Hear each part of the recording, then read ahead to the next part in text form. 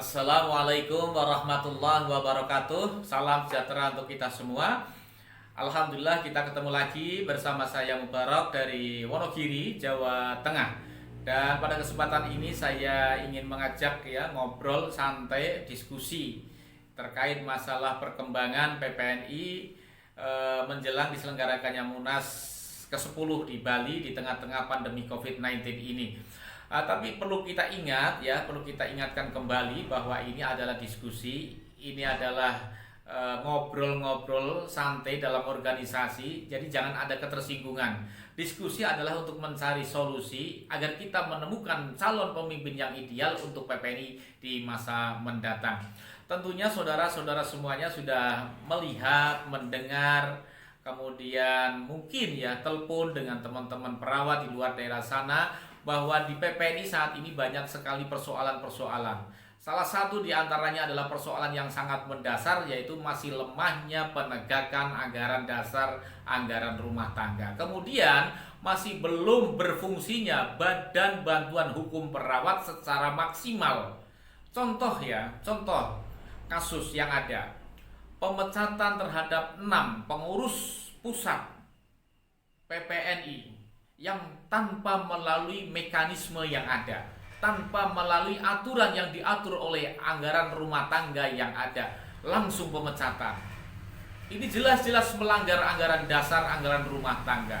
Padahal jelas diatur di dalam ART pasal di bab 4, pasal 22, pasal 23, pasal 24 dan pasal 26, juga di bab 10, pasal 44 dan pasal 45. Di sana disebutkan bahwa apabila seorang anggota melakukan kesalahan, maka mekanismenya harus diberitahu baik secara tertulis maupun secara lisan, kemudian ditunjukkan kesalahannya. Apabila dia tidak bersalah, maka harus direhabilitasi nama baiknya. Apabila bersalah tentunya ada sanksi, ada 3 sanksinya: sanksi ringan, sanksi sedang, dan sanksi berat. Dan apabila ada sanksi berat tentunya harus diadakan suatu rapat antara Dewan Pertimbangan Pusat dengan MKEK. Nah, kemudian ditentukan sanksinya. Apabila bersalah tentunya yang memberi sanksi adalah MKEK, bukan ketua umum. Nah, ini harus dipahami. Apabila melakukan kesalahan, maka yang memberikan sanksi adalah MKEK, bukan ketua umum. Nah, kedua, terkait masalah kasus John Sir Kita tahu kasus John Sir saat ini masuk penjara. Ini juga dari Badan Bantuan Hukum Perawat tidak melakukan advokasi.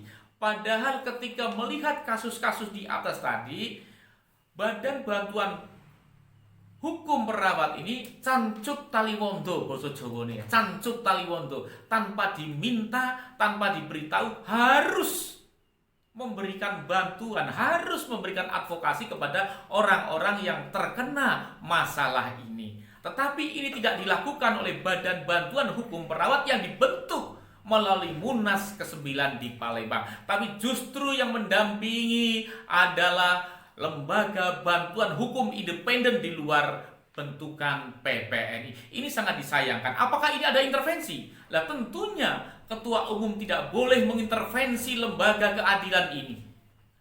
Dan Badan Penegak Hukum, Badan Bantuan Hukum jangan sampai mau diintervensi oleh ketua tentunya. Ketika melihat persoalan-persoalan ini harus tanpa diminta harus memberikan advokasi kepada anggota yang terkena masalah hukum. Jangan sampai kita dibela oleh lembaga bantuan hukum independen. Mestinya yang lebih awal dulu untuk membantu adalah Badan Bantuan Hukum Perawat, bukan lembaga bantuan hukum independen itu. Nah, bagaimana ke depan nanti Bagaimana untuk keputusan ke depan nanti? Ini saya masih bingung. Apakah kita bisa memilih sosok pemimpin yang mampu, yang tidak intervensi terhadap orang per orang atau lembaga bantuan hukum dalam rangka untuk mengegolkan ambisinya? Ini saya masih ragu, sebab ada calon juga yang juga mulai intervensi terhadap orang per orang dan lembaga bantuan hukum agar tidak mempersoalkan kasus pelanggaran anggaran dasar, anggaran rumah tangga, termasuk diantaranya adalah perpanjangan pengurus yang jelas-jelas melanggar anggaran dasar, anggaran rumah tangga.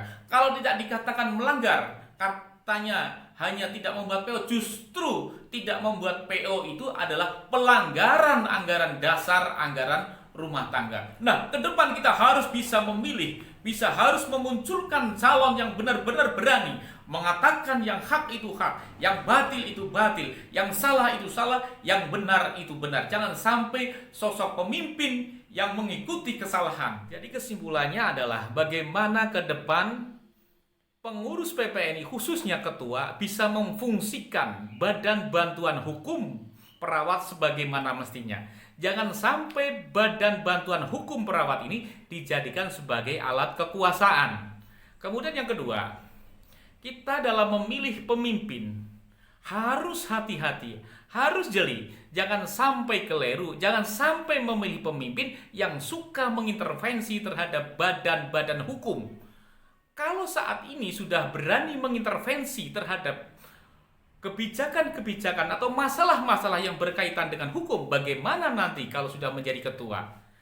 Demikian yang saya sampaikan, semoga menjadi bahan diskusi kita dan sebagai bahan renungan agar ke depan kita bisa menentukan dan tidak keliru dalam memilih pemimpin PPNI yang akan datang. Terima kasih. Wallahu muwaffiq ila aqwamit thoriq. Wassalamualaikum warahmatullahi wabarakatuh.